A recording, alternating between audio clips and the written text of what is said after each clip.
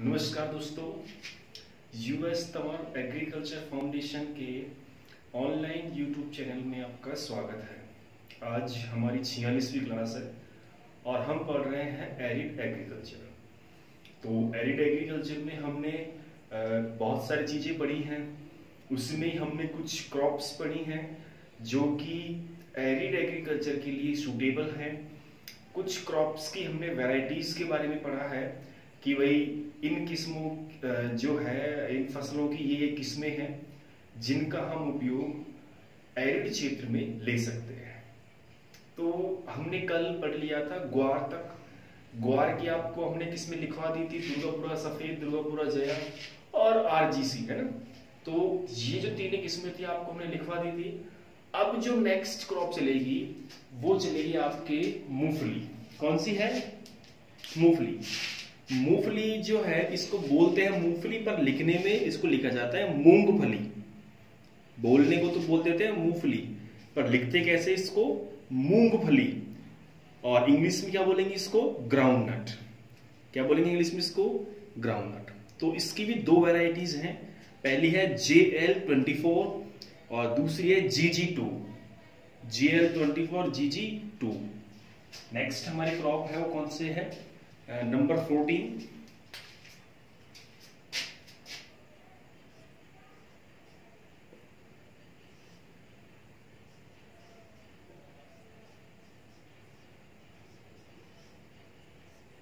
कौन सी फसल है? मूंगफली। इसको अंग्रेजी में क्या बोलते हैं? ग्राउंडनट।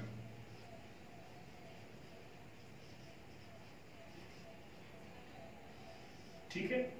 नेक्स्ट, इसकी एरिड क्षेत्र के लिए कौन कौन सी किस्में हैं? तो किस्में देखिए, सबसे पहली किस्म है GG2। GG2 मतलब ग्राउंडनट। जी यानी ग्राउंडनट। तो GG2 इसकी एक किस्म। दूसरी JL24। JL24 जी, JL24। ठीक है। ये जो दोनों वैरायटियां हैं, ये बच्चों दोनों वैरायटी शुष्क क्षेत्रों के हिसाब से हैं, शुष्क एरियाज के हिसाब से हैं। आप इनको साथ के साथ उतारते जाइए। नेक्स्ट हमारी आती है सरसों। देखिए, अनाज वाली फसलें भी शुष्क क्षेत्रों में बो सकते हैं, दलहनी फसलें भी शुष्क क्षेत्रों में बो सकते हैं, साथ के साथ तिलहनी फसलें भी हम शुष्क क्षेत्रों में बो सकते हैं। तो शुरुआत हमने मूंगफली से करी थी इसकी, तो फिर सरसों कैसे पीछे रह सकती है? तो सरसों की किस्में आप लिखिए। सरसों की किस्म दुर्गापुरा, सॉरी सरसों की लिख रहे हैं ना, सरसों की लिखो आप। पूसा जय किसान, पूसा बोल्ड, दुर्गामणि, अरावली, है ना। सबसे पहले लिखे हैं आप ग्राउंडनट, तो आपने लिख ही लिया। अब लिखे नंबर 15 सरसों।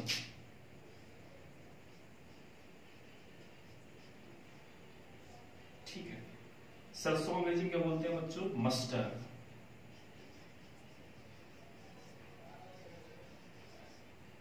ठीक है ना। सरसों की वैरायटी कौन सी? सबसे पहली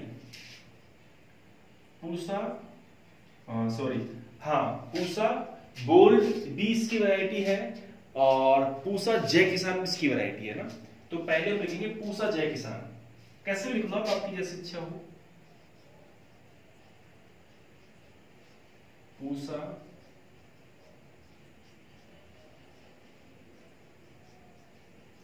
जय किसान। इसका दूसरा नाम है बच्चों बायो 902। बायो 902 इसका दूसरा नाम है। पहली कौन सी है? पूसा जय किसान। इसका दूसरा नाम क्या है? बायो 902।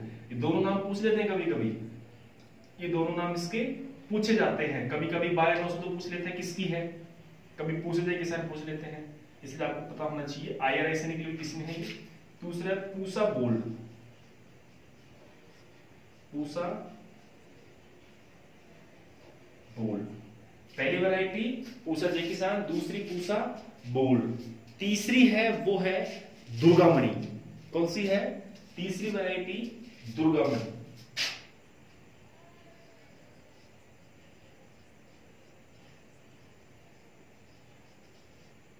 तीसरी तीसरी वैरायटी कौन सी है? दुर्गामणि। चौथी अरावली। चौथी वैरायटी कौन सी है? अरावली। ठीक है। और एक वैरायटी और बचती है, वो है आपके RH30। कौन सी है? RH30। ये लिख लो इसको, RH30। एक नई वैरायटी ये बचती है। देखिए अभी ये मैंने आपको जो किस्में लिखवाई हैं, ये आप इनको ये ना समझे बिल्कुल ही कि सब तो ऐसे लिखवा रहे हैं और ये तो हमारे पास पहले से ही नहीं लिखेंगे। बच्चों लिखना जरूरी है, क्योंकि अभी मैं आपको इसी लिखावट में से एक क्वेश्चन ऐसा पूछने वाला हूं जो कि हाल ही हाल 10 जनवरी को कृषि व्याख्याता की भर्ती निकली थी सबसे अभी, है ना, स्कूल लेक्चरर की कृषि व्याख्याता, जिसकी 10 जनवरी को पेपर था जीके का। सॉरी 10 जनवरी को पेपर था इसका एग्रीकल्चर का। किसका था? एजी का। और 9 जनवरी को पेपर था जीके का। 9 जनवरी को पेपर किसका था? जीके का। तो 10 जनवरी को जो पेपर लगा था कृषि व्याख्याता ग्रेड फर्स्ट, कृषि व्याख्याता ग्रेड फर्स्ट की जो नौकरी लगती है, उसके अंदर कृषि विज्ञान वाले विषय में एक प्रश्न आया था, अरावली किस्म है। अरावली किस्म है। ये कृषि व्याख्याता 2020 की परीक्षा में आया क्वेश्चन है, हाल ही हाल में। अभी जो 2020 में जनवरी में परीक्षा लगी है, मैंने भी दिया एग्जाम को, तो उसी पेपर में ये क्वेश्चन आया है कि अरावली किसकी किस्म है, अरावली कौन सी फसल की किस्म है। तो पहले आप देख लीजिए कि अरावली जो वैरायटी है ये सरसों की है। किसकी है? सरसों की है। और सरसों में भी शुष्क क्षेत्रों के लिए है। कौन से एरियाज के लिए? शुष्क क्षेत्र के लिए, एरिड एरियाज के लिए, एरिड एग्रीकल्चर के लिए अगर सरसों बोएंगे तो उसकी सबसे बेस्ट वैरायटी निकल करके आती है अरावली। अरावली वैरायटी किसकी है? सरसों की है। तो इसका राइट आंसर क्या होगा? सरसों। तो ऐसी बात नहीं है, इनमें से प्रश्न आए हुए हैं और अभी लेटेस्ट आए हैं, तो आपको भी ये चीजें पता होना चाहिए। हमको जो क्वेश्चन जैसे जैसे मिल रहे हैं हम वैसे वैसे आपको बताते जाएंगे साथ के साथ। जैसे जैसे क्वेश्चन मिलेंगे वैसे वैसे आपको हम रिपीट करवाते जाएंगे इन क्वेश्चनों को भी। तो अरावली किस्म भी है, ये इंपॉर्टेंट, सारी किस्में बेटे इंपॉर्टेंट है। ये सारी किस्में है ना इंपॉर्टेंट है। कभी कभी RS30 पूछ लेते हैं, RS30 पूछ लेते हैं, तो सारी किस्में इंपॉर्टेंट है। पूछा जाए किसान स्पेशल वैरायटी, इसके बारे में पूछते हैं। पूछा बोल, इसके बारे में पूछ लेते हैं। दुर्गामणि, इसके बारे में पूछ लेते हैं। अरावली के बारे में पूछा ही है अभी, अरावली किस्म के बारे में तो अभी हाल ही हाल जनवरी में क्वेश्चन आया इसका, स्कूल लेक्चरर फर्स्ट ग्रेड के एग्जाम में क्वेश्चन आया जो, तो ये हो रहा है। तो ऐसी बात नहीं, क्वेश्चन आएंगे, मिलेंगे आपको, बहुत क्वेश्चन मिलेंगे। अगला हमारी जो क्रॉप है वो है सूरजमुखी। कौन सी क्रॉप है? सूरजमुखी। सूरजमुखी ऑयल सीड क्रॉप है ना, तेल वर्गीय क्रॉप है। नंबर आएगा इस पे 16। अगली हमारी फसल है नंबर 16, सूरजमुखी।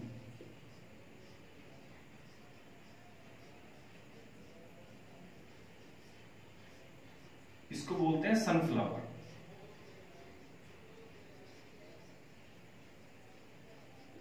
ठीक है। इसकी एक वैरायटी है जिसका नाम है सनराइज।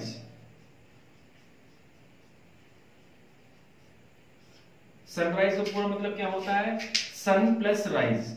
सनराइज शब्द सन प्लस राइज से मिलकर बना है ना। सन यानी सूर्य और राइज यानी उदय, तो सूर्य उदय, इसका क्या निकला? सूर्य उदय। तो ऐसी कौन सी किस्म है सूरजमुखी की? सूरजमुखी की वैरायटी है सनराइज, जो कि कहां बोई जाती है? शुष्क क्षेत्र में बोई जाती है। कहां बोई जाती है बच्चों?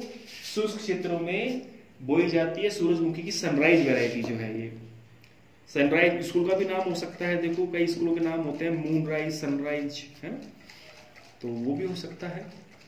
नेक्स्ट अगली हमारी किस्म है फसल का नाम हम लेंगे 17 नंबर पे, आप लिखते जाओ। नंबर 17 पे है कपास। अगली हमारी कौन सी फसल है? नंबर 17 पे कौन सी फसल है? कपास। कपास को अंग्रेजी में क्या बोलते हैं बच्चों?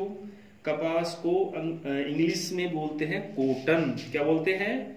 कॉटन। COTTEN, है ना? किसका नाम है ये? कॉटन का। तो कपास को अंग्रेजी में क्या कहा जाता है बच्चों? कपास को कॉटन कहते हैं। तो इसकी कुछ वैरायटीज हैं जिनका यूज एरिड एरियाज में लिया जाता है ना?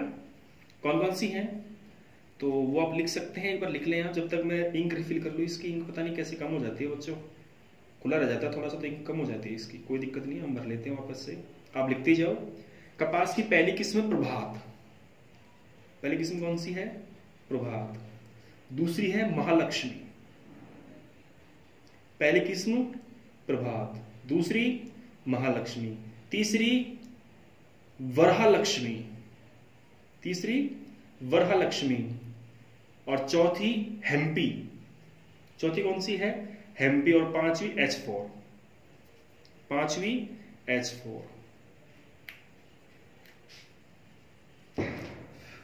पांचवी H4। ठीक है, लिख लीजिए आप कपास।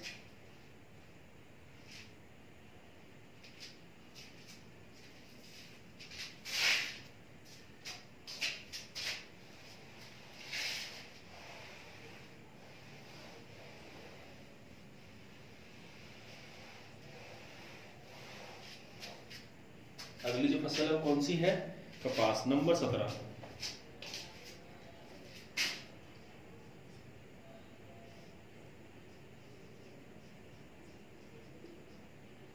इसको क्या बोलते हैं इंग्लिश में? कॉटन। ठीक है, इसकी वैरायटी कौन सी है? सबसे पहले आप लिखोगे H4। कौन सी लिखोगे? H4। उसके बाद प्रभात, उसके बाद पहली H4, दूसरी प्रभात, तीसरी आप लिखो इसकी महालक्ष्मी, तीसरी महालक्ष्मी, फिर वरहालक्ष्मी, फिर हेम्पी। नंबर 3 पे महालक्ष्मी,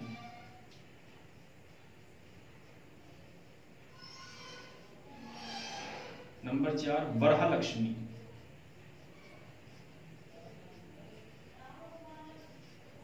और नंबर 5 पे हेम्पी। नंबर 5 पे है हेम्पी। तो देखिए इस क्रॉप के अंदर H4 इंपॉर्टेंट है, प्रभात इंपॉर्टेंट है। ठीक है, इसके अलावा हेम्पी भी पूछ लेते हैं, हेम्पी भी पूछ लेते हैं। एक फिल्म आई थी हेम्पी शर्मा की दुल्हनिया, आई थी ना? तो इसलिए कभी कभी ऐसे जो लोकल टर्म्स चलते हैं वो भी पूछ लेते हैं कभी कभी। ऐसे ऐसे शब्द जो अभी हाल ही हाल हमारे सामने आए हैं उनके बारे में भी पूछ लिया जाता है। तो H4 हाइब्रिड 4 किसकी वैरायटी है? कॉटन की। प्रभात किसकी वैरायटी है? कॉटन की। महालक्ष्मी कॉटन की, वरहालक्ष्मी कॉटन की, हेम्पी कॉटन की। ये जो सारी किस्में हैं ये कपास की है, लेकिन कौन से क्षेत्र की है? शुष्क क्षेत्र की। कौन से क्षेत्र की है? शुष्क क्षेत्र की है, एरिड एरियाज की है ना? तो शुष्क क्षेत्रों में अगर कपास बोएंगे तो उसके लिए बेस्ट किस्म H4 प्रभात। प्रभात किस्म के ज्यादा क्वेश्चन आते हैं। नेक्स्ट तिल। तिल की वैरायटी है RT46। नंबर 18 पे तिल, इसकी वैरायटी है RT46, RT127 और TC25। नंबर 18 पे है तिल।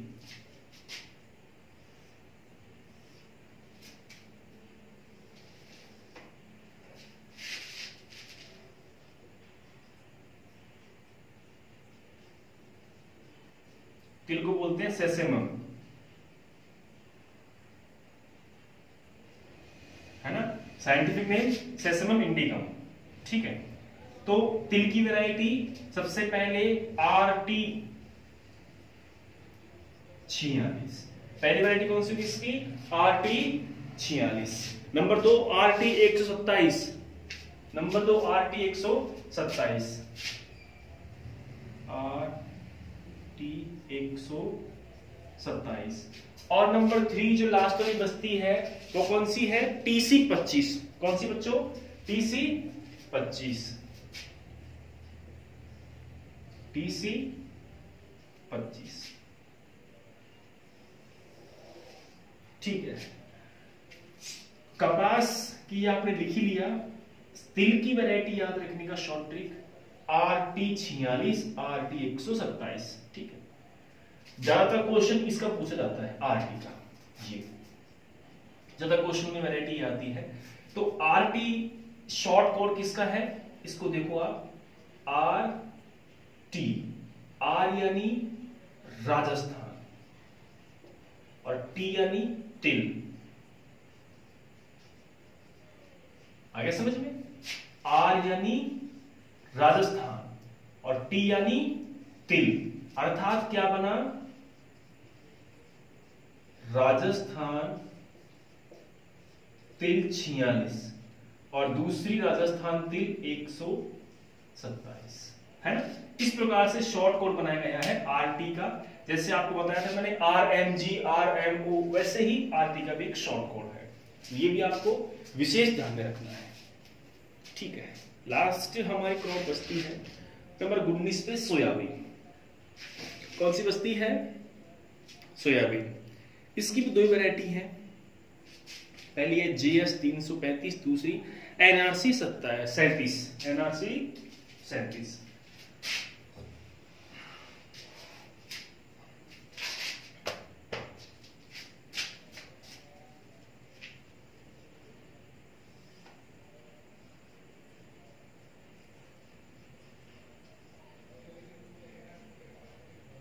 ठीक है, इसकी वैरायटी NRC है ना।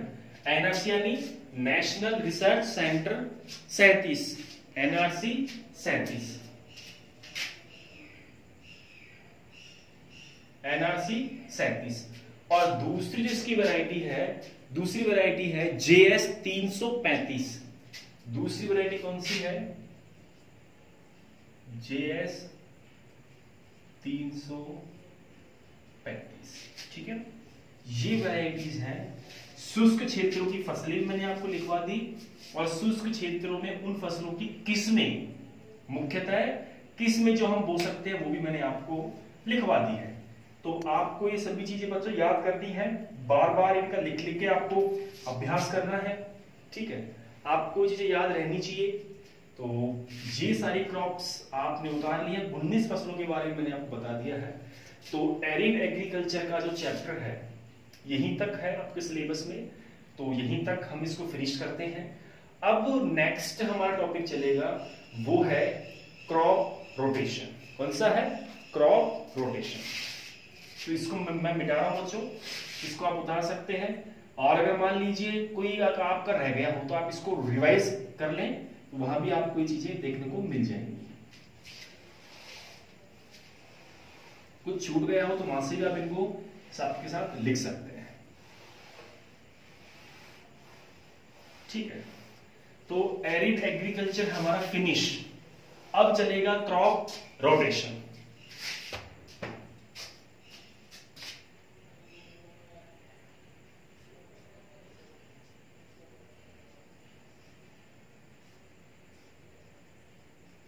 कौन सा टॉपिक है,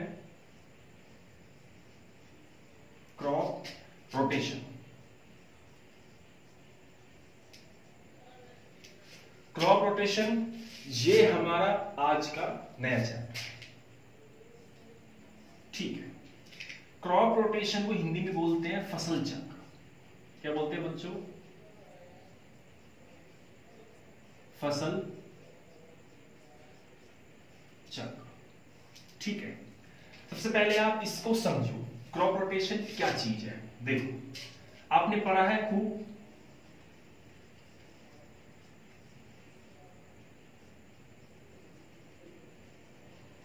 क्रॉप रोटेशन, फसल चक्र पढ़ा है ना आपने।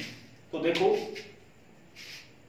नाम से तो हम लोग समझ पा रहे हैं फसल चक्र, यानी फसल का चक्र। फसल का चक्र, फसल चक्र से मतलब क्या है, जिस प्रकार चक्र घूमता है, जिस प्रकार चक्र घूमता है उसी प्रकार से हमें फसलों को भी घुमाना है। जिस प्रकार से चक्र घूमता है उस प्रकार से हमें फसलों को भी घुमाना है, रोटेट करना है। क्या करना है, रोटेट करना है। देखो क्रॉप रोटेशन दो शब्दों से मिलकर बना है। पहला है क्रॉप, प्लस दूसरा है रोटेशन। बच्चों मैं आपको सेम तरीके से पढ़ा रहा हूं, मैं चेंज नहीं कर रहा मेरा पढ़ाने का तरीका, ताकि आपको समझने में आसानी हो। तरीका तो बहुत दूसरा तरीका है इसका। अगर यही चैप्टर को मेरे से जब मैं बीएससी एजी वाले बच्चों को पढ़ाऊंगा तो मैं इसका पढ़ाने का तरीका चेंज कर दूंगा, क्योंकि वो एक क्लास आपसे एडवांस है। इसलिए आप लोग अभी स्टार्टिंग स्टेज में हो तो आपको मैं बिल्कुल जीरो लेवल से समझाने का प्रयास कर रहा हूं। तो क्रॉप यानी फसल, रोटेशन यानी चक्र, ठीक है, फसल चक्र। आगे समझ ली। अब इसका मतलब क्या है? इसका मतलब ये है कि फसल का चक्र फसल चक्र कहलाता है। फसल का चक्र ही फसल चक्र कहलाता है। अब ये चक्र, हम बात कर रहे हैं चक्र की। चक्र कैसा होता है बच्चों? चक्र होता है गोल। कैसा होता है बच्चों? चक्र गोल, ठीक है, ये होता है चक्र। अब चक्र की पहचान क्या है? चक्र की पहचान ये है कि मान लीजिए इस चक्र को मैंने यहां से शुरू किया, इस जगह से, ठीक है, मैंने यहां से शुरू किया, इधर घुमाया, इधर घुमाया, इधर घुमाया, इधर घुमाया, और यहां पे वापस से ये एंड हो गया, फिर वापस से घूम रहा है, मतलब गोल गोल घूम रहा है। चक्कर कैसा होता है? गोल। अपन कहते हैं ना कि भाई मुझे चक्कर आ रहे हैं, मुझे चक्कर आ रहे हैं, तो ऐसे बोलते हुए ऐसे घूम रहे हैं गोल गोल। तो चक्र हमेशा गोल रहता है, चक्र हमेशा गोल रहता है। गोल का मतलब क्या है? जैसे मुझे देखिए आप, मैं ऐसे घूम रहा हूं ऐसे कि साहब मुझे चक्कर आ रहे हैं और मैं घूम रहा हूं, तो मैंने शुरुआत यहां से की और वापस से मैं घूम के यहीं पहुंच गया, फिर वापस शुरुआत कर रहा हूं, फिर यहीं पहुंच गया। मतलब जिस पॉइंट से हम स्टार्ट कर रहे हैं वापस से उस पॉइंट पे हम बार बार आ रहे हैं, बार बार उसी पॉइंट पे हमारी पुनरावृत्ति हो रही है। Repeat again and again. Rotation means repeat again and again, बार बार किसी भी चीज की पुनरावृत्ति करना, ठीक है। तो पहले आप चक्र का मतलब समझो। चक्र का मतलब क्या है? बार बार बदलना, ठीक है। दूसरी बात, चक्र की एक विशेषता रहती है। जैसे हमें चक्कर आते हैं तो चक्र मतलब हमेशा ही आते हैं, कभी कभी आते हैं, कभी कभी आते हैं, जाहिर सी बात है। जब वीकनेस हो जाए, तबीयत खराब हो जाए, कोई और कारण हो जाए, तभी चक्कर आते हैं। मतलब विशेष समय पे आते हैं, ठीक है, विशेष परिस्थितियों में आते हैं। उसके बाद चक्र आने का भी समय होता है कि जैसे हमें चक्कर आ रहे हैं तो 10 मिनट 5 मिनट चक्कर आएंगे, जैसे हम बैठ गए उसके बाद हमें रिलैक्स मिल जाएगा, हमें शांति मिल जाएगी। तो निश्चित समय पर चक्र का एक सिस्टम भी होता है कि चक्र कब होना चाहिए? एक निश्चित समय पे होता है चक्र। कब होता है? निश्चित समय पे। तो एक बात हमारे सामने निकल करके क्या आ गई कि चक्र यानी गोला, मतलब कोई भी चीज स्टार्ट हो रही है तो वापस से वो बार बार अगेन एंड अगेन रिपीट हो रही है। दूसरी बात, उसका टाइमिंग फिक्स है, उसका टाइमिंग है वो फिक्स है। जैसे कि ये देखिए, मैंने इसको यहाँ पे अलग अलग पार्ट्स में मैंने इसको बांट दिया, ठीक है। इसका नाम कर दिया ए, इसका नाम बी, इसका नाम सी, इसका नाम डी, इसका नाम ई, ठीक है। ये गोला है पूरा। इस चक्र को मैंने अलग अलग भागों में बांट दिया, ठीक है। और यहां पे मैंने बिठा दिया एक बच्चे को, ये मैंने बच्चे को बिठा दिया, जिसका नाम क्या है? गोलू। जिसका नाम क्या है? गोलू, ठीक है। अगर किसी बच्चे का नाम गोलू हो तो बच्चों प्लीज इसको पर्सनली मत लेना, ठीक है। मैं तो समझाने के लिए समझा रहा हूं कि ये गोल है, इसलिए मैंने नाम क्या दिया है? गोलू। तो अब हमने इस चक्र में इस गोलू को बिठा दिया ना। तो गोलू पहले घूमेगा एक चक्कर में, मतलब जिसकी रेंज एक के अंदर आती है, ए की जहां तक कॉलोनी है वहां तक घूमेगा पहले तो ये, ठीक है। उसके बाद ए खत्म होते ही बी की कॉलोनी स्टार्ट हो जाएगी, बी की कॉलोनी जहां तक खत्म होगी वहां तक घूमेगा फिर ये गोलू। उसके बाद बी जैसे खत्म होगा सी की कॉलोनी स्टार्ट हो जाएगी, तो सी की कॉलोनी स्टार्ट होगी वहां तक घूमेगा ये गोलू। उसके बाद सी की कॉलोनी खत्म होगी, वहां से डी की कॉलोनी स्टार्ट हो जाएगी, डी की कॉलोनी खत्म होगी वहां तक घूमेगा गोलू, फिर डी के बाद ई तक घूमेगा गोलू। तो वापस फिर दोबारा घूम रहा है ए बी सी डी। तो इसका मतलब ये है कि निश्चित समय में चक्र हो रहा है, निश्चित समय में चीजें बदल रही हैं, निश्चित समय में चीजें एक जगह से दूसरी जगह पर जा रही है, ठीक है। तो यहां पे जो टाइमिंग है, यहां पे जो समय है वो क्या है? फिक्स। समय क्या है बच्चों? फिक्स, ठीक है। नेक्स्ट, दूसरी बात और देखो कि जब हमें चक्कर आता है, जब एक चक्कर आते हैं, तो जो मैं आपको समझा रहा हूं इसको आप अपने खुद के ऊपर अप्लाई करके समझना, तो समझ बैठेगा, नहीं तो समझ बैठने वाला नहीं है ये। जैसे मुझे चक्कर आ रहे हैं अभी, ठीक है, और मुझे चक्कर आ रहे हैं और मैं गोल गोल घूम रहा हूं ऐसे कि साहब मुझे चक्कर आ रहे हैं, मैं क्या करूं, ठीक है, मेरे को चक्कर आ रहे हैं, मुझे क्या करना चाहिए। तो इसमें एक चीज सामने क्या आई, आप मुझे देखिए एक बार कि मैं गोल गोल घूम रहा हूं, तो इसमें एक तो हो रही है पुनरावृत्ति, मतलब एक जगह से मैं दूसरी, मतलब राउंड मैंने स्टार्ट यहां से किया, उसके बाद घूम करके मैं वापस उसी जगह पे आ गया। जैसे मेरा यहां से स्टार्ट हुआ राउंड, घूम करके वापस मैं इसी जगह पे आ गया, ठीक है। तो मतलब रिपीट हो रहा है, बार बार चीजें बदल रही है। दूसरी बात क्या है, देखो मैं कहां खड़ा हूं, मैं मेरी जगह मैंने चेंज की क्या, नहीं किया, मतलब जगह मेरी फिक्स है, जगह मेरी फिक्स है, और चक्र आने का समय भी फिक्स है। 2 मिनट 5 मिनट 10 मिनट के चक्र आते हैं, और जब चक्र आते हैं तो हम गोल गोल घूमते हैं ना गोल गोल, यानी जगह भी फिक्स हो गया, मेरी जगह भी फिक्स हो गई, मैं एक जगह पे खड़ा खड़ा घूमूंगा गोल गोल। और दूसरी बात, मुझे चक्र आ रहे हैं तो चक्र आने का समय भी फिक्स होता है, 10 मिनट 5 मिनट, ये तो नहीं पूरे दिन ही चक्कर आए, ऐसा भी नहीं है। तो मेरी जगह भी फिक्स है और मेरा टाइम भी फिक्स है, मेरी जगह भी फिक्स है और मेरा टाइम भी फिक्स है। और जगह और टाइम अगर फिक्स रहता है और वहां पे चीजें रिपीट होती हैं, बार बार पुनरावृत्ति होती है, तो वही क्या कहलाता है, चक्र कहलाता है। वही क्या कहलाता है, चक्र कहलाता है। जैसे यहां से ये ए में है गोलू, फिर बी में है, फिर सी में है, फिर डी में है, फिर ई में है, फिर वापस से नेक्स्ट दोबारा चक्कर काट रहा है, फिर वापस से ये ए में है, फिर बी में है, फिर सी में है, फिर डी में है, फिर ई में है, फिर तीसरा चक्कर काट रहा है, फिर ए में है, फिर बी में है, फिर सी में है, फिर डी में है, फिर ई में है, फिर चौथा चक्कर काट रहा है, फिर ए में है, फिर बी में है, फिर सी में है, फिर डी में है, फिर ई में है। मतलब एक चीज समझिए आपने, जगह है, क्या इसकी जगह चेंज हो रही है, नहीं। पहले चक्कर में कौन सी जगह आएगी, ए, तो पहले में ए ही है। दूसरे में कौन सी जगह आएगी, बी, दूसरे में बी है। तीसरे में कौन सी जगह आएगी, सी, तीसरे में सी है। चौथे में कौन सी आएगी, डी, चौथे में डी है। पांचवें में कौन सी आएगी, ई, पांचवें में ई है। तो जगह कैसी है, फिक्स, और समय भी क्या है इसका, फिक्स। समय भी क्या है बच्चों, फिक्स। जगह और समय क्या है, स्थिर है।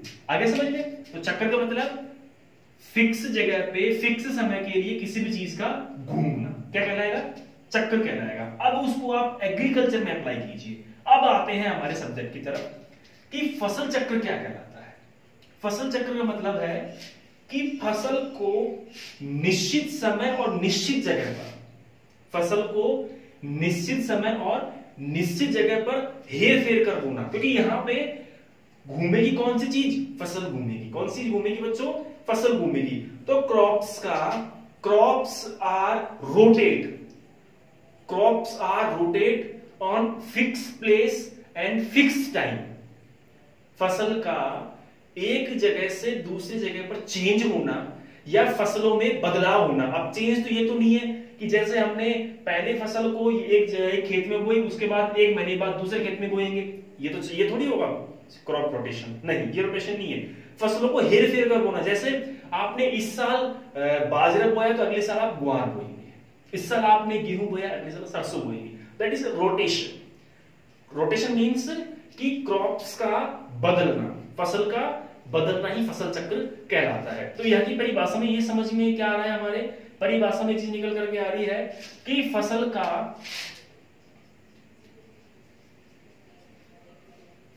का निश्चित समय,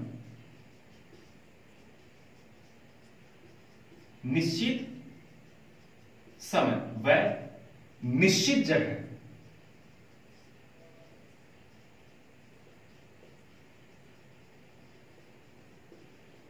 फसलों को निश्चित समय व निश्चित जगह पर हेर फेर कर बोना, हेर फेर कर या बदल कर,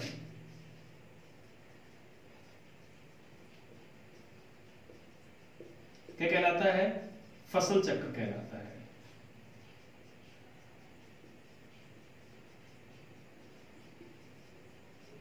बच्चों आपने इसका मतलब समझ लिया ना, क्रॉप रोटेशन का आपके मीन समझ में आ गया, समझ लो आपकी 50% चीजें वही क्लियर हो गई आपकी, 50% चीजें आपके वही क्लियर हो गई। मेन चीज है इस शब्द का मतलब, क्रॉप रोटेशन कह क्या रहा है, फसल का चक्र, फसल का घुमाव, फसल का रोटेशन।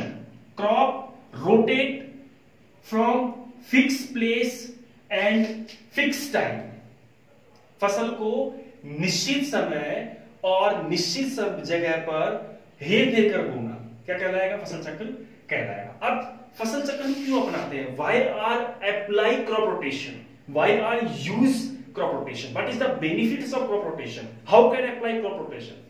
हिंदी में समझिए कि हम फसल चक्र क्यों काम में लेंगे, इसकी जरूरत क्या है, इसकी क्यों जरूरत है फसल चक्र की, और ये क्या लाभ देता है हमें, हम क्यों अपनाएं फसल चक्र को। तो बच्चों कम समय में अधिक उपज के लिए या पोषक तत्वों की कमी होने पर या पानी की कमी होने पर फसल उत्पादन के लिए हमें फसल चक्र बहुत जरूरी है। किसी भी चीज की बैलेंस करने के लिए हमें फसल चक्र बहुत जरूरी है। फसल चक्र का बहुत उपयोग है, फसल चक्र बहुत ज्यादा उपयोगी है। फसल चक्र देखो, फसल चक्र यूज में लेंगे तो इससे हमारी सॉइल की फिजिकल कंडीशन अच्छी होगी, न्यूट्रिटिव कंडीशन अच्छी होगी, ठीक है।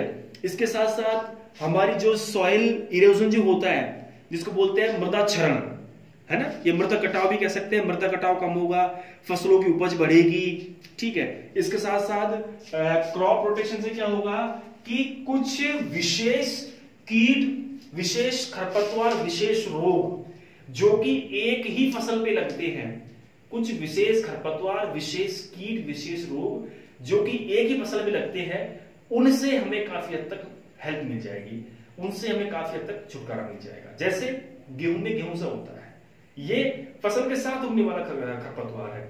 अगर हम क्रॉप रोटेट करते हैं, हमने एक साल गेहूं बोया, अगले साल सरसों, एक साल गेहूं, फर्स्ट ईयर गेहूं, then second year we are use mustard crop, पहले साल हमने सरसों गेहूं बोया, दूसरे साल सरसों, तो गेहूं के साथ क्या उग रहा है, गेहूं सा।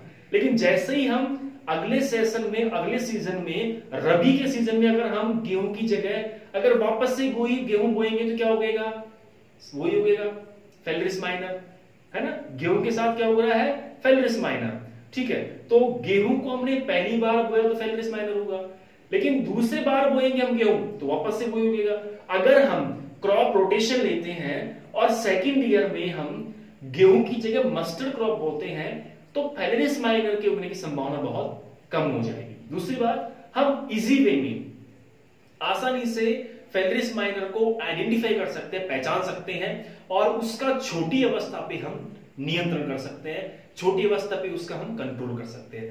तो क्रॉप जो रोटेशन है ये वीड, इंसेक्ट एंड डिजीज, खरपतवार, कीट और रोगों से भी काफी हद तक सुरक्षा के लिए उपयोगी है। इससे हमारी उपज बढ़ती है, सॉइल की फिजिकल कंडीशन इंप्रूव होती है, मृदा की भौतिक दशा में सुधार होता है। इसके साथ साथ पोषक तत्वों की बैलेंसिंग या पोषक तत्वों की मात्रा या पौधे की मिट्टी की उर्वरा शक्ति, fertility of soil is improve by crop rotation. यानी मृदा की जो फर्टिलिटी होती है, वो मृदा की जो उर्वरक क्षमता होती है, उर्वरकता है ना, मृदा की जो उर्वरक क्षमता होती है वो भी फसल चक्र से बढ़ती है, फसल चक्र से इंप्रूव होती है। जैसे आपने एक साल दलहनी फसलें बोई, उसके बाद आप ग्रीमिनी फसलें बोएंगे, तो चूंकि दलहनी फसल एक बार नाइट्रोजन का फिक्सीकरण कर देगी, तो अगले साल जब हम नेक्स्ट क्रॉप बोएंगे, नेक्स्ट सीजन में, तो हम एदलहनी फसल अगर बोते हैं तो उससे क्या होगा, उससे ये होगा कि पहली क्रॉप ने जो नाइट्रोजन फिक्स किया है उसका यूज दूसरी क्रॉप को मिल जाएगा। तो ये सारे बहुत सारे पॉइंट हैं जिनको हम आपको विस्तार से समझाएंगे, ठीक है। तो आप लिख लीजिए, जो क्रॉप रोटेशन है ये ज्यादातर 1 से और 3 वर्ष के लिए यूज में लिया जाता है, लेकिन इसको 4 वर्ष तक भी कभी कभी यूज में ले सकते हैं, है ना। क्रॉप रोटेशन में जो समय है वो कितना है, 1 वर्ष से 3 वर्ष या 4 वर्ष, कभी कभी 5 वर्ष भी हो जाता है। 1 वर्ष से 5 वर्ष के लिए भी फसल चक्र ले सकते हैं बच्चों, ऐसा नहीं है। लेकिन सामान्य स्थिति में 1 वर्ष से 3 वर्ष के लिए ही फसल चक्र यूज में लिया जाता है, फसल चक्र की अवधि, फसल चक्र की अवधि कितनी रखी जाती है? 1 वर्ष से 3, 4 या 5 वर्ष तक। 1 वर्ष से 3 वर्ष के लिए भी कर सकते हैं क्रॉप रोटेशन, 4 के लिए भी कर सकते हैं और 5 के लिए भी हम कर सकते हैं। बाकी 1 से 3 का उपयोग ज्यादा होता है, 1 से 3 का उपयोग ज्यादा होता है। अगर जो भी डेटा बच्चों में आपको लिखवा रहा हूं, अगर उनमें कुछ चेंजेज होगा, उनमें कोई बदलाव होगा, तो जैसे हम रिवीजन करेंगे जुलाई के मंथ में 15 जुलाई के बाद, तो वो वहां मैं आपको सारा करेक्शन करवा दूंगा। जो भी करेक्शन होगा वहां मैं आपको टोटल करेक्शन वहीं पे मैं आपको करवा दूंगा। तो आप इस चीज के लिए बिल्कुल निश्चित रहें। तो क्रॉप रोटेशन की अवधि कितनी हो गई? 1 वर्ष से 3 वर्ष या 4 वर्ष या 5 वर्ष, अधिकतम 5 वर्ष तक हम क्रॉप रोटेशन ले सकते हैं, फसल चक्र को हम ले सकते हैं। तो चलिए आगे हम इसके कुछ सिद्धांत हैं उनके बारे में पढ़ लेते हैं। कि पहले हम खरपतवार जो हमारा क्रॉप रोटेशन है इसके लाभ पढ़ते हैं, क्रॉप रोटेशन के बेनिफिट। फसल चक्र की जो अवधि होती है वो 1 से 3 वर्ष की होती है। नेक्स्ट, फसल चक्र के लाभ।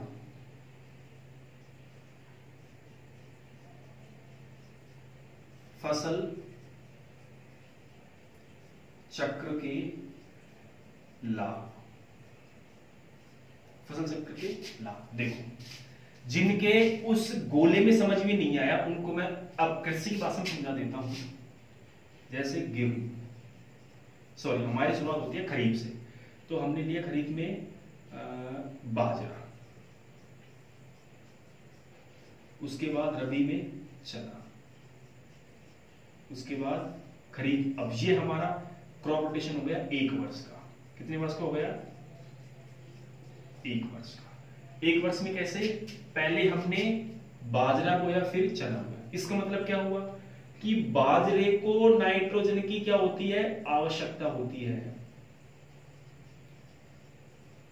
होती ना आवश्यकता। लेकिन चने को नाइट्रोजन की आवश्यकता नहीं होती या कम होती है, नहीं होती है, बहुत ही कम होती है। ठीक है, तो हमें यहां हमने बाजरे में नाइट्रोजन डाला, ठीक है, तो इसने ऑब्जर्व कर लिया। जैसे हमने चना बोया तो चना क्या करेगा? नाइट्रोजन का स्थिरीकरण। नाइट्रोजन का क्या करेगा बच्चों? स्थिरीकरण या नाइट्रोजन का फिक्सेशन। तो चने ने नाइट्रोजन फिक्स कर दिया सॉइल में। अब इसका उपयोग कौन सी फसल लेगी? अगली फसल जो कि बाजरे की है। तो 1 वर्ष के लिए तो ये शेड्यूल है। 2 वर्ष के लिए हम इसको रिपीट कर सकते हैं, 2 वर्ष के लिए भी कर सकते हैं, 3 वर्ष के लिए भी कर सकते हैं, 4 वर्ष के लिए भी कर सकते हैं। फसलों में चेंज भी हो सकता है, फसल ऐसी भी हो सकती है, पहले हम चना बोए फिर बाजरा बोए। ये भी हो सकता है कि हमने रबी में चना बोया, उसके बाद खरीफ में बाजरा बोया। तो चने ने नाइट्रोजन की, पहले चना बोया, इसने नाइट्रोजन स्थिरीकरण कर दिया, फिर उस नाइट्रोजन का उपयोग किसने ले लिया? बाजरे ने ले लिया।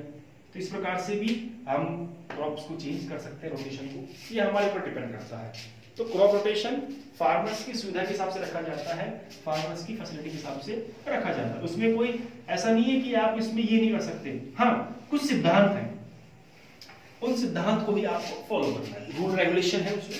पहले बेनिफिट पढ़ते हैं कि बेनिफिट क्या है फसल चक्र के लाभ। बच्चों, इसका पहला लाभ है, सबसे पहला क्रॉप रोटेशन से सबसे पहला मृदा की उर्वरक शक्ति बढ़ती है।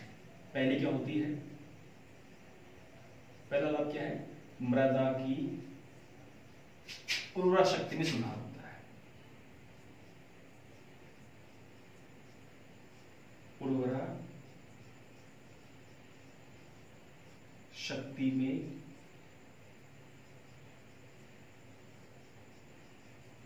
सुधार। पहला लाभ क्या है इसका? मृदा की उर्वरा शक्ति में सुधार। दूसरा है, जब सॉइल की न्यूट्रिएंट वाली कैपेसिटी सुधर गई, फर्टिलिटी सुधर गई, फर्टिलाइजर वाली स्थिति सुधर गई, तो फिजिकल कंडीशन तो ऑटोमेटिक सुधर ही जाएगी। अर्थात मिट्टी में अगर पोषक तत्वों की मात्रा अच्छी है तो जाहिर सी बात है मिट्टी की जो बाह्य दशा होगी वो भी अच्छी होगी। जैसे मेरे शरीर में सब चीजों की पूर्ति है, मेरे शरीर में पूरे न्यूट्रिएंट्स की पूर्ति है, तो फिजिकल मैं स्वस्थ रहूंगा ही रहूंगा, मेरे अंदर शारीरिक कोई बीमारी पैदा नहीं होगी। वैसे ही मृदा में उर्वरक शक्ति इसमें सुधार होता है, वहीं मृदा की भौतिक दशा में भी सुधार होता है।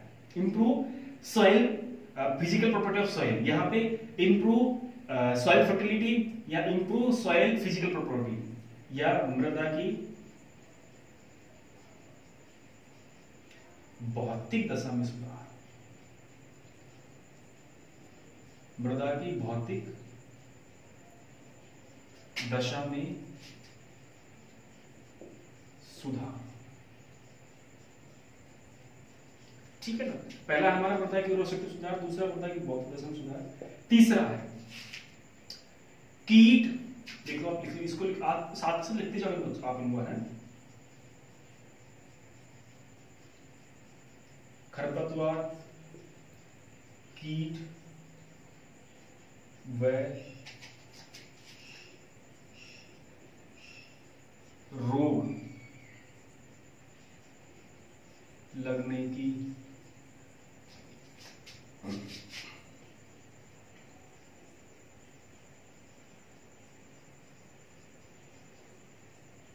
संभावना में कमी, या खरपतवार, कीट और रोगों से बचाव, ये लिख सकते हो आप, या फिर लिख सकते हो खरपतवार, कीट व रोगों की लगने की संभावना में कमी, है ना। तो ये भी इसमें होता है कि खरपतवार, कीट, रोगों का आप नियंत्रण लिख सकते हो कि खरपतवार, कीट व रोगों से नियंत्रण, है ना। नेक्स्ट, इंप्रूव क्रॉप प्रोडक्शन, फसल की उपज में वृद्धि, मृदा कटाव में कमी, है ना। लिख सकते हो आप, लिखो सबके साथ। नंबर 4,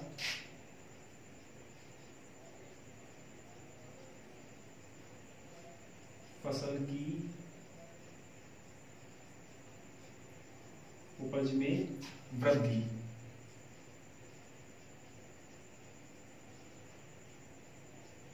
नंबर 5, मृदा कटाव में कमी।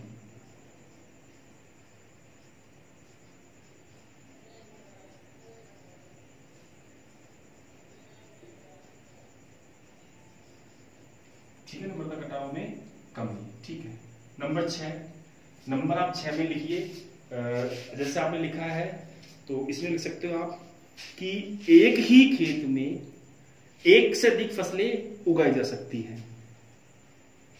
ठीक है ना, एक ही खेत में एक से अधिक फसलें उगाई जा सकती हैं, किसान को बेनिफिट मिलता है और नाइट्रोजन की मात्रा बढ़ जाती है ना।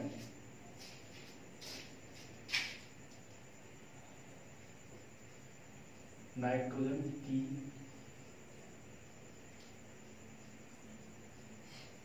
मात्रा में वृद्धि, नाइट्रोजन की मात्रा में बच्चों वृद्धि। ठीक, नेक्स्ट नंबर 7, किसान के लाभ में वृद्धि,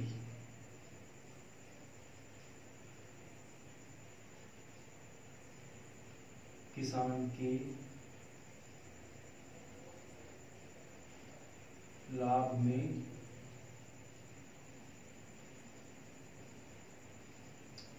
वृद्धि। ठीक है, और नंबर 8 जो कि अंतिम पॉइंट है, ये आपको मैं बता ही दिया कि एक खेत में एक से अधिक फसलें उगाई जा सकती है, या एक ही खेत में विभिन्न फसलें उगाई जा सकती है।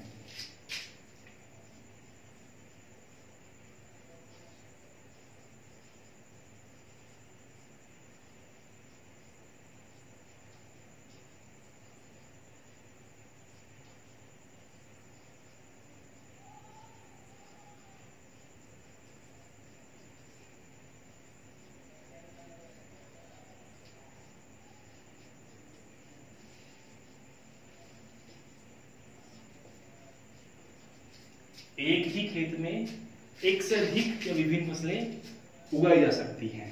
ठीक है, तो ये हमारा हो गया क्रॉप रोटेशन। ठीक, इसके लाभ हो गए बच्चों, 8 लाभ लिख लेना। वैसे तो खैर और भी है, लेकिन इंपॉर्टेंट जो इसके बेनिफिट्स हैं वो बच्चों यही है। ठीक है, अब कई बच्चों के दिमाग में एक चीज चल रही होगी, वो मैं समझाऊंगा कि मिक्स क्रॉपिंग और क्रॉप रोटेशन में क्या फर्क है। एक सिंपल सा चैप्टर है ये, मिक्स क्रॉपिंग और क्रॉप रोटेशन में क्या डिफरेंस है, ये मैं समझाऊंगा। पहले आप इसको समझ लो कि फसल चक्र या क्रॉप रोटेशन के लाभ क्या है। जैसे कि मैंने आपको समझाया था कि फसलों को निश्चित समय और निश्चित स्थान पर fix place and fix time पे रोटेट करके बोना, हेर फेर कर बोना, क्या कहलाएगा, फसल चक्र कहलाएगा। तो उससे लाभ क्या है, उसकी अवधि आपको बताई थी 1 वर्ष से 3 वर्ष या 4 वर्ष या 5 वर्ष तक हो सकती है, ठीक है। बेनिफिट इसके क्या है, फसल चक्र लेंगे तो उससे फायदा क्या निकलेगा। सबसे पहला फायदा कि मिट्टी की उर्वरक शक्ति बढ़ेगी, मिट्टी की जो फर्टिलिटी जो है वो सुधरेगी।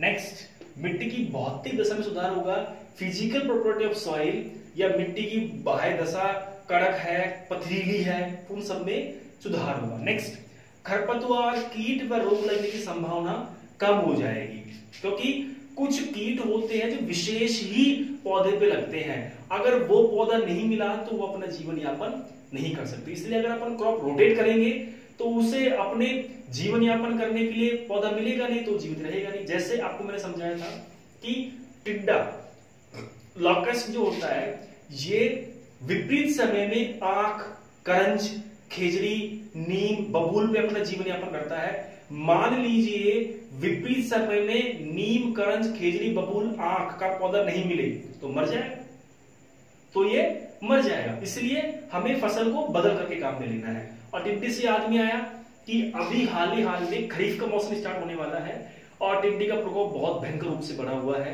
पश्चिम राजस्थान में। और नागौर जो डिस्ट्रिक्ट है, नागौर डिस्ट्रिक्ट में जिससे हम आग बुझाते हैं ना, एम्बुलेंस, आग बुझाने वाला फायर ब्रिगेड सिस्टम होता है, उतनी बड़ी बड़ी मशीनें हैं जो कि केमिकल का स्प्रे कर रहे हैं, इंसेक्टिसाइड का स्प्रे कर रही हैं ताकि इस पे कंट्रोल किया जाए। और नागौर डिस्ट्रिक्ट को अभी इन्होंने हेडक्वार्टर बनाया हुआ है, ये समझ लो आप कि नागौर को गढ़ बनाया हुआ है टिड्डियों ने। नागौर में बहुत भयंकर तरीके से रोग लग रहा है।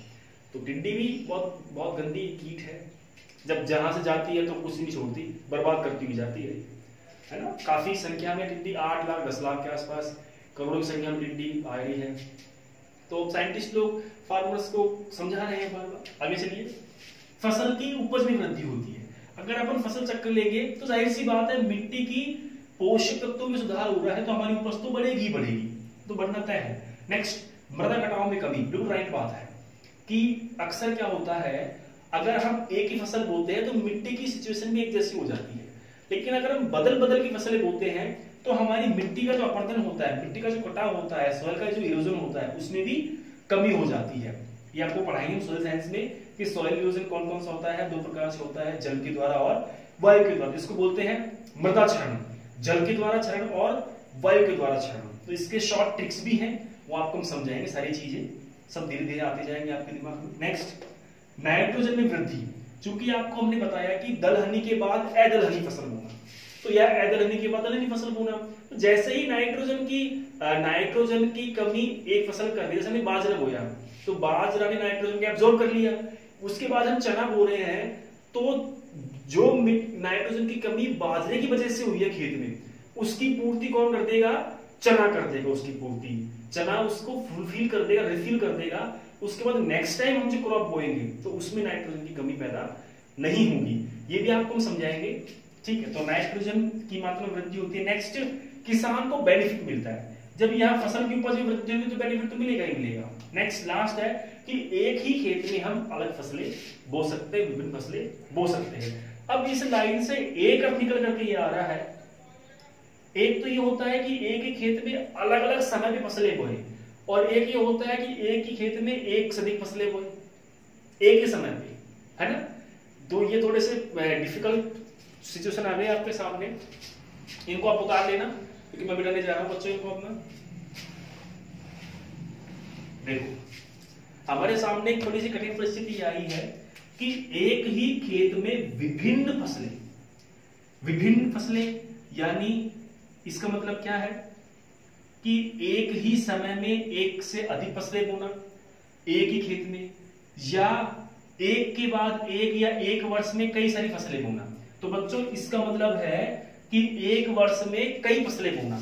फसल चक्र यानी एक वर्ष में, क्योंकि फसल चक्र बनता है 1 वर्ष, 3 वर्ष, 4 वर्ष, 5 वर्ष का बनता है, इसलिए जो फसल चक्र होता है इसमें क्या होता है, रबी खरीफ जायद में हम हमारे हिसाब से फसलों को एडजस्ट कर सकते हैं। तो इसमें एक ही खेत में कई फसलें बोई जा सकती हैं अलग अलग समय पे। तो आपको दो टॉपिक में समझा रहा हूं, एक होता है मिक्स क्रॉपिंग,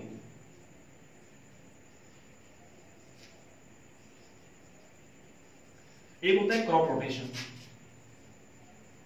जो आप पढ़ रहे हैं, ठीक है। ये दो शब्द हैं, दिखने में समान है। मिक्स क्रॉपिंग यानी मिश्रित खेती,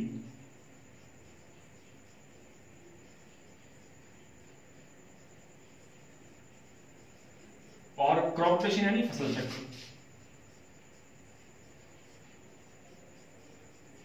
क्रॉप रोटेशन मींस फसल चक्र। अब समझिए इसको, मिश्रित खेती का मतलब, मिक्स क्रॉपिंग का मतलब एक से अधिक फसलों के बीजों को मिक्स करके बोना। जैसे गेहूं के साथ सरसों, एग्जाम्पल मिक्स क्रॉपिंग का, गेहूं प्लस सरसों, ठीक है ना, प्लस चना। तो ये क्या हो गया बच्चों, मिक्स क्रॉपिंग हो गया। मतलब एक से अधिक फसलों को हम एक साथ बीजों को मिला के बो रहे हैं। अब ये तीनों फसलें कब होंगी पैदा, तीनों फसलें एक ही खेत में होंगी और एक ही मौसम में होंगी। उस मौसम का नाम है रबी। कौन सा मौसम है वो, रबी का मौसम है, ठीक है ना।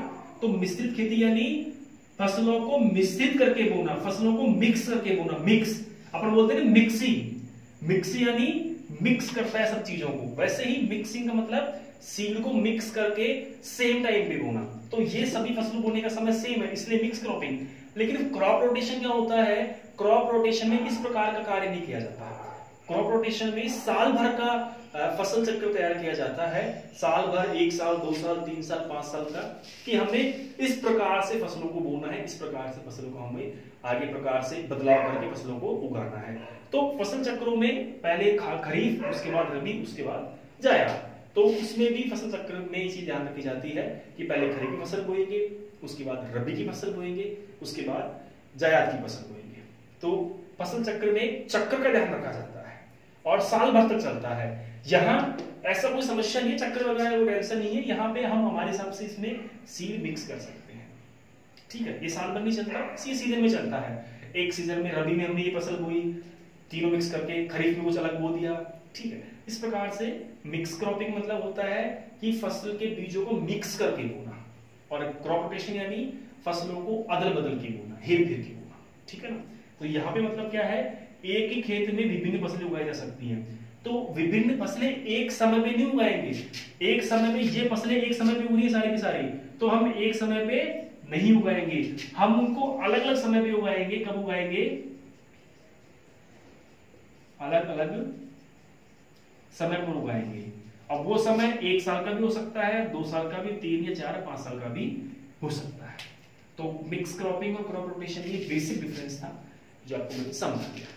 तो आज की क्लास में हमने नया टॉपिक खत्म भी किया है, पुराना टॉपिक एक, और नया टॉपिक चालू भी किया है जिसका नाम है क्रॉप रोटेशन। इसके बारे में आप भी पढ़िए, मतलब लंबा चौड़ा टॉपिक है नहीं, कल खत्म हो जाएगा शायद। तो आपसे निवेदन है कि आप इसको पढ़ते रहें और रेगुलर पढ़ें। अब हम लोग रोज कोशिश करेंगे कि रोज एक एक टॉपिक फिनिश किया जाए, है ना। डेली क्लास में एक चैप्टर फिनिश किया जाए ताकि आपका सिलेबस टाइम से पूरा हो और मैक्सिमम क्वेश्चन आप पुट अप कर सके। दूसरी बात, सैटरडे को हम पिछले सैटरडे को टेस्ट नहीं ले पाए, लास्ट सैटरडे को हमने टेस्ट नहीं लिया, इस सैटरडे को हम टेस्ट लेंगे। जब शनिवार है ये, आप जो क्लास देखेंगे शनिवार के दिन, तो इस क्लास के दिन हम टेस्ट लेंगे आपका। तो शनिवार को जो क्लास शूट होगी वो आपको मिलेगी संडे के दिन, ठीक है। तो शनिवार को ये चैप्टर फिनिश भी हो जाएगा। इसी के साथ 20 से 25 क्वेश्चन आपको मिलेंगे एग्रीकल्चर के सॉल्व करने के लिए। वो सारे क्वेश्चन अब तक जितना मैंने पढ़ा दिया है सभी में से प्रश्न पूछूंगा मैं। अब तक जितना मैंने पढ़ा दिया है सभी में से पूछूंगा, सभी में से पूछ भी सकता हूं, या जो चैप्टर उसके बाद के जो चैप्टर है उनमें से मैं पूछ सकता हूं, ठीक है।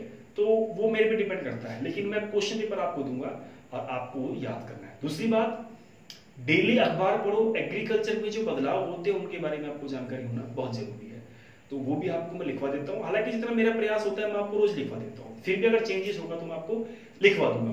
दूसरी बात जो आपके लिए बहुत काम की है कि ICAR की जो एग्जाम फॉर्म डेट है, जी हाँ, ICAR की फॉर्म भरने की जो डेट है वो एक्सटेंड हो गई है, बढ़ गई है।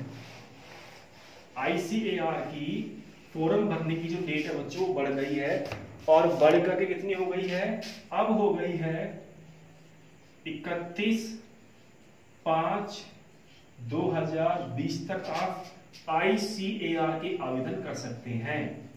ICAR के आवेदन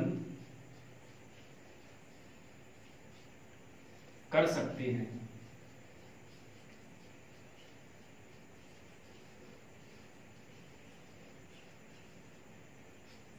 ठीक है ना, 31/5/2020 तक आप किसके आवेदन कर सकते हैं, आप ICAR के आवेदन कर सकते हैं। आपकी डेट बच्चों अब बढ़ गई है, इसलिए ICAR का भी आप फॉर्म भर देंगे जिसने नहीं भरा है वो।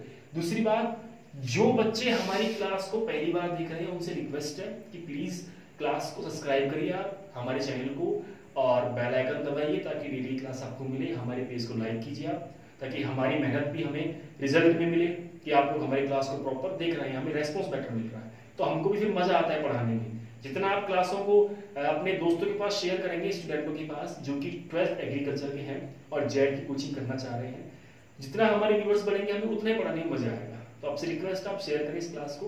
दूसरी बात, फॉर्म का विशेष ध्यान रखें, फॉर्म भरते हुए किसी बच्चे का फॉर्म छूट गया हो तो तुरंत फॉर्म भरने का प्रयास करें। ठीक है बच्चों, तो आज मैं आपसे आज्ञा चाहूंगा। आज का लेटेस्ट अपडेट यही था, तो कल फिर मिलेंगे अगला जो बचा हुआ चैप्टर उसके साथ। तब तक के लिए आज्ञा दीजिए। धन्यवाद, शुभ दिन, थैंक यू।